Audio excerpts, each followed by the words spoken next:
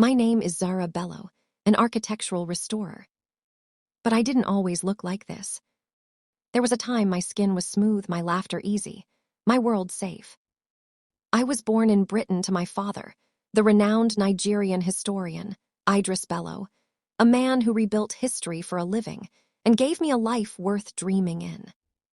After my mother died, he married the elegant socialite Billionaire Vance. That was the day my life quietly began to burn. Then the fire came. It took my father, and almost took me with him.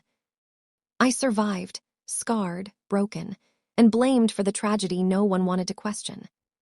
For years, I lived like a ghost in my own life. Until a man with power, secrets, and eyes that saw past the scars walked into my story. He didn't see damage. He saw truth buried in the ashes. And when he started asking questions, everything changed. If you think this is a story about survival, you're wrong. This is a story about what really happened that night. Like, subscribe, and stay with me.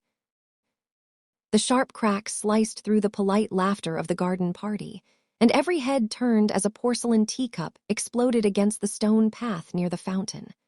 Water rippled violently, splashing the hem of Zara Bello's dress. "Oh, for heaven's sake, Zara!" Billionaire Vance's voice cut through the air, loud, refined, cruel. "Must you always ruin everything you touch? You're already an eyesore. Keep that scarf tight. No one wants to see your history over lunch." Zara froze. Her hands trembled as she instinctively tightened the high-collared silk pashmina that shielded her scars from the scorching sun, fingers curling into the soft fabric of her high-collared silk blouse. The familiar heat crawled up her neck. She could feel the stares before she saw them. The polite smiles of Kensington society tightened. Whispers bloomed like poison ivy. "Poor thing. Those scars, such a shame. A curse, I heard, the family's sins." Zara lowered her eyes. Silence was survival. It always had been. "I said I'm sorry," she murmured, her voice barely audible over the string quartet. "The stone was uneven." "Excuses," Billionaire snapped, stepping closer, her manicured finger nearly grazing Zara's cheek. "You are always clumsy, always hiding, always embarrassing me. People are watching." They were. Church patrons, gallery donors, women wrapped in pearls and judgment, men pretending not to stare at the thick pashmina wrapped tightly around Zara's neck even in summer heat. Zara swallowed, her jaw clenched beneath the silk collar that hid the truth burned into her skin. "I'll clean it," she said softly. "I always do." Billionaire scoffed. "Of course you will, that's all you're good for." Zara bent down immediately, kneeling on the gravel without complaint. Tiny shards bit into her palms, but she welcomed the pain.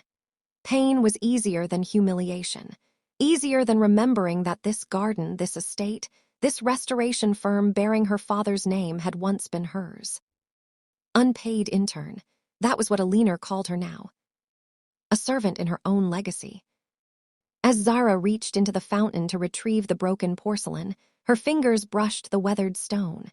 She paused. The fountain was old, too old. Tudor era, maybe earlier, poorly restored. The limestone had been patched with modern cement, choking it. She felt it instantly, the way a musician hears a wrong note. Her touch softened. She traced a crack near the basin, reverent, instinctive, almost loving. "That repair is killing the stone," she whispered without thinking. "It needs lime mortar, breathable, or it will fracture again by winter." A shadow fell across her. Not Billionaire. Zara looked up, and the world seemed to slow. A line of sleek silver electric grand tourers had just rolled through the iron gates, quiet as predators. The guests gasped, excitement rippling outward. Cameras lifted. Phones glowed. And standing just a few steps away was a man who did not belong to the noise. Tall, still, watching. Dehyun Park. He wore a tailored charcoal suit, understated, impossibly calm. His presence didn't demand attention, it commanded it. While everyone rushed toward him, calling his name, praising his empire, he stood unmoving, eyes fixed on Zara like she was the only thing that made sense in the chaos. He had seen her hands, the way she touched the stone. Not like a maid, like a master. "Sir, Mr. Park," Eleanor's tone transformed, instantly honeyed, breathless. "Welcome, such an honor to host you. I'm Eleanor Vance, CEO of Vance Restorations. This is my daughter, Sloane." Sloane flashed a rehearsed plastic smile. "We have been expecting you." Hyun didn't respond. He took one step closer to the fountain. Zara panicked. She rose too quickly, pulling her pashmina tighter. "I'm sorry," she said, already backing away. "I'll move." "Don't," he said. One word, calm, firm. She stopped. "What did you say about the stone?" he asked. Zara hesitated. No one ever asked her anything, especially not men like him. It's suffocating," she said carefully. "The cement, it traps moisture. The crack will widen. Whoever restored it didn't understand the material." Eleanor laughed sharply. "Oh, pay her no mind. She reads too much, thinks she's clever." Hyun finally looked at Eleanor. The temperature dropped. "She's correct," he said, "and whoever approved that restoration wasted money." A murmur rippled through the crowd. Eleanor stiffened. Well, she had a good teacher once. Her father fancied himself a scholar. Zara flinched. Hyun's eyes returned to her, softer now, curious, intent. "What's your name?" he asked. Her throat tightened. "Zara." "Zara," he repeated, like he was testing the sound. "You work in restoration." "Yes," she said. "I mean unofficially." He nodded, as if that told him everything. Eleanor's daughter Sloane watched with narrowed eyes. Her champagne in her hands were forgotten. Something ugly twisted in her expression. This was not supposed to happen. Later that night, as the guests dispersed and the fairy lights dimmed, Zara worked alone in the estate's archive room, formerly her father's study. Dust coated her fingers as she cataloged documents she was forbidden to read. She paused at a familiar leather-bound ledger. Her father's handwriting peeked through the edge.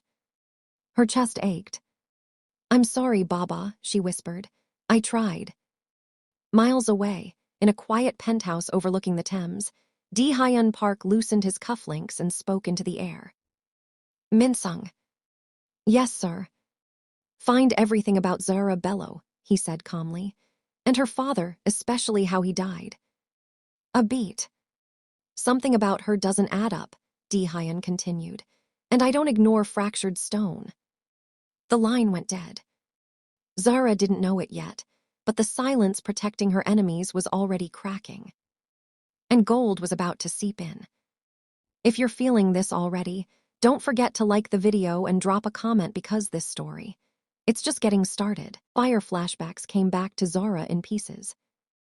A hiss first, not loud, insidious, like a snake whispering behind the walls. She remembered the smell next. Gas, sharp and metallic, cutting through the paper-sweet scent of old books. Her father's voice followed soon after, urgent and terrified. "Zara, get out now." She had run toward him instead. Flames leapt when the spark hit. Light devoured the room in an instant. Heat swallowed her scream. She remembered diving toward the metal cabinet where her father kept the last ledger, the one he never let out of his sight. She remembered glass exploding outward. Remembered hands, hers, burning as she clutched the edge of the desk, refusing to let go. She woke up in a hospital bed to Eleanor's cold face. "Your father is gone, Zara, and his debts are now mine. You'll work for the firm to pay off your medical bills. And keep that face covered. You're unstable, the doctors say. You're a liability." For 3 years, Zara believed her. She believed she was a disfigured orphan lucky to have a roof over her head. Now, years later, Zara jerked awake in the dark basement room Eleanor allowed her to sleep in, breath tearing from her chest. "No, no, Papa," she whispered, sitting upright. Her hands flew to her neck instinctively, fingers brushing the ridged scars beneath silk. She swallowed hard until the panic loosened its grip. "You survived," she told herself quietly. "You survived." Upstairs, Eleanor laughed. Zara could hear it through the vents, wine glasses clinking, Sloane's shrill giggle following close behind. She looked ridiculous today, Sloane said. Did you see her kneeling, like a servant? Eleanor hummed approvingly. Where she belongs. The girl should be grateful I keep her fed. Zara closed her eyes. Gratitude tasted like ash. The next morning, Dehyun Park stood before a wall of digital screens in his private office. Each displayed fragments of Zara Bellows' life, academic records, medical reports, sealed court filings. Minsung stood beside him, face unreadable. The fire was ruled accidental, Minsung said. Gas leak, but the report was rushed, incomplete. Dehyun leaned forward, and the archive's safety system was manually disabled, Minsung continued. From a private laptop registered to Eleanor Vance, 1 hour before ignition. Silence stretched. Dehyun's jaw tightened. She erased him, he said quietly.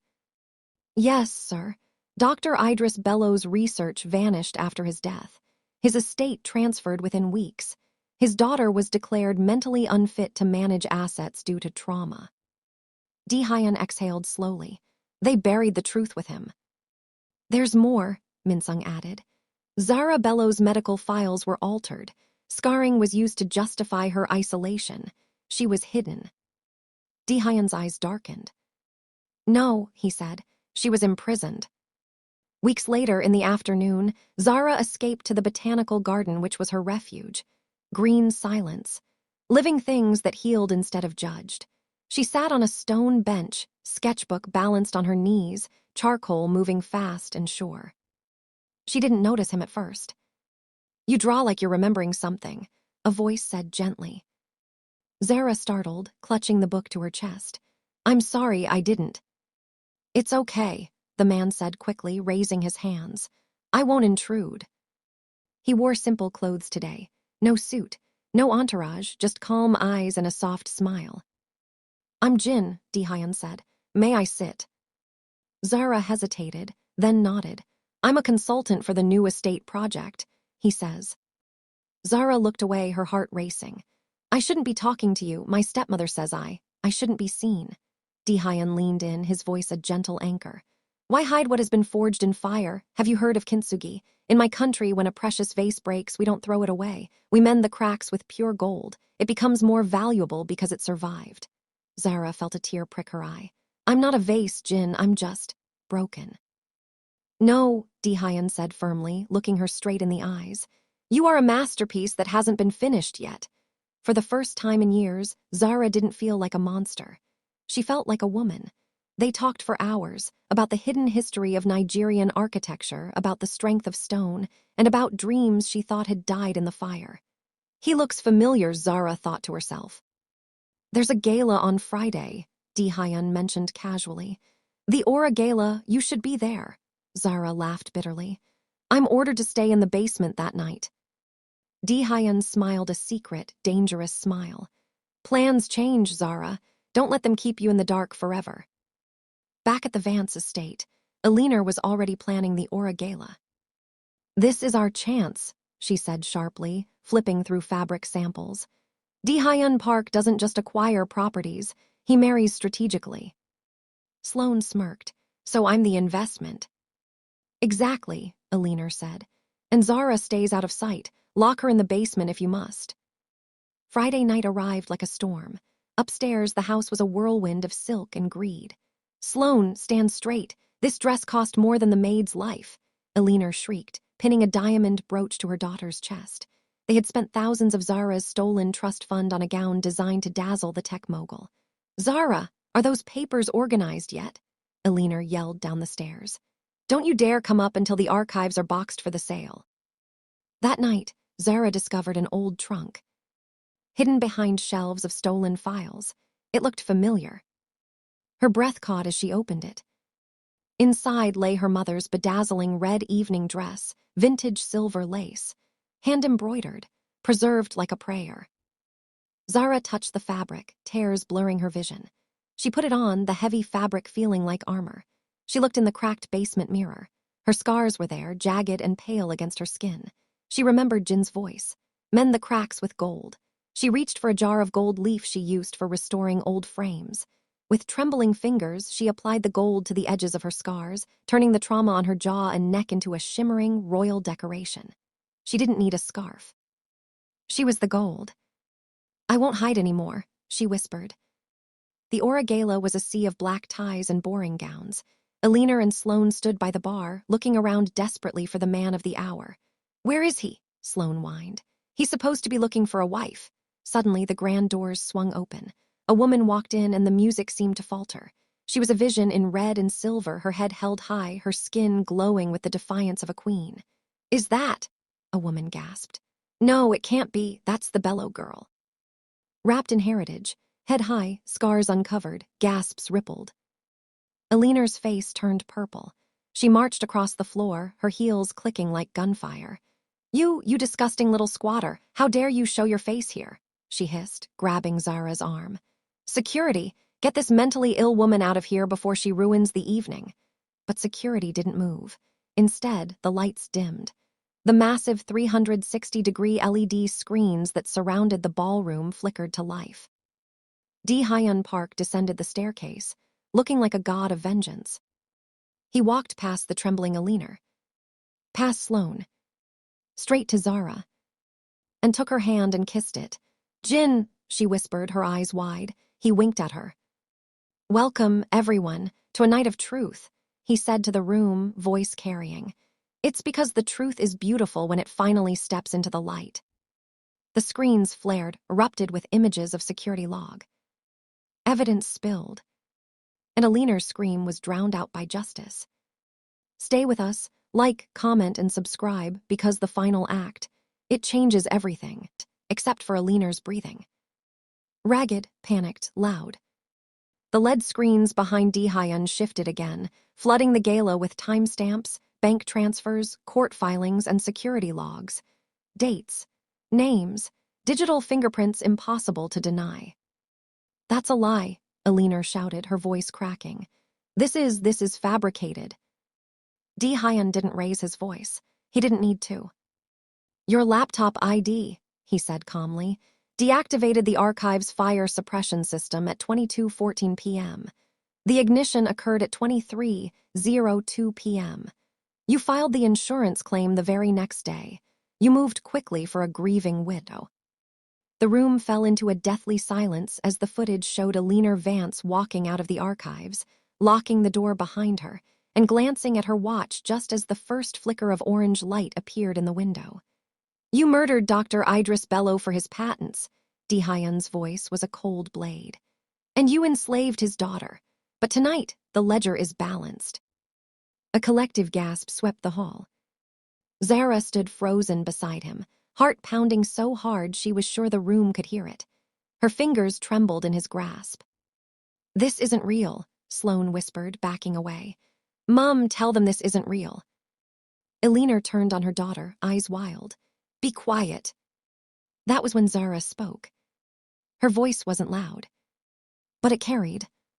"He was still alive," Zara said, "when the fire started." Every head snapped toward her. "My father," she continued, breath steady now, pain sharpened into steel. "He called my name. I ran back because I thought I could save him. You locked the exits." Eleanor laughed, a high, broken sound. "You were unstable, you imagined it." Zara stepped forward. "No," she said. "I remember the sound of your heels on the marble as you walked away." Hyun squeezed her hand once, grounding, solid. The doors at the far end of the ballroom opened. It was the police. Eleanor's face drained of color. "This is harassment," she screamed as officers approached. "I demand." "Eleanor Vance," the officer said evenly. "You are under arrest for arson, fraud, and the murder of Dr. Bello." Sloane collapsed into a chair, sobbing. Eleanor thrashed. "You ungrateful girl," she shrieked at Zara as she was restrained. "You would have had nothing without me." Zara met her gaze. "I had everything," she said quietly. "You just stole it." As Eleanor was dragged away, applause erupted, not polite clapping but raw, explosive sound. Some guests cried openly, others looked ashamed. Zara barely heard it. Her hands had moved to her pashmina without conscious thought. Old habit, old fear. Then she stopped. Slowly, deliberately, she unwound the fabric from her neck. The scars caught the light. Gold against skin. Not hidden. Not apologized for. A hush fell again, but this time it was reverent. Hyun leaned closer, his voice meant only for her. "You're safe." Zara exhaled. For the first time in years, she believed it. 6 months later, the rain in Lagos, Nigeria was warm. It kissed the marble steps of the Bello Institute of History as crowds gathered beneath white canopies. Cameras flashed. Voices hummed with anticipation. Zara stood at the podium, sunlight dancing across her face, scars visible and unashamed. She wore a modern reinterpretation of her mother's lace, heritage woven into power. "Today," she said, voice clear, "we reopen stories that were almost erased." Applause thundered. Behind her, a massive bronze plaque gleamed. The Bello Institute of History and Restoration. She stepped back as Hyun joined her side, effortless, proud. "You did it, Zara," he whispered. She shook her head softly. "We did it, Jin, or should I call you Mr. Park?" He laughed, pulling her close. "Call me yours," he smiled softly and lovingly at her. She blushed. They cut the ribbon together. Inside, artifacts once hidden in ashes now stood illuminated. Nigerian manuscripts, architectural plans, truth restored. Hyun watched Zara move through the halls, greeting scholars, laughing freely, alive in a way she had never been allowed to be. He leaned close to her, his breath warm against her skin. "You were always the masterpiece, Zara. The world was just too blind to see the gold in the cracks," he murmured. Zara smiled. And for once, she believed that too. If this story moved you, even a little, like the video, drop a comment telling us what part stayed with you. Don't forget to subscribe for more incredible stories. Your support means the world. Sparkles the end sparkles.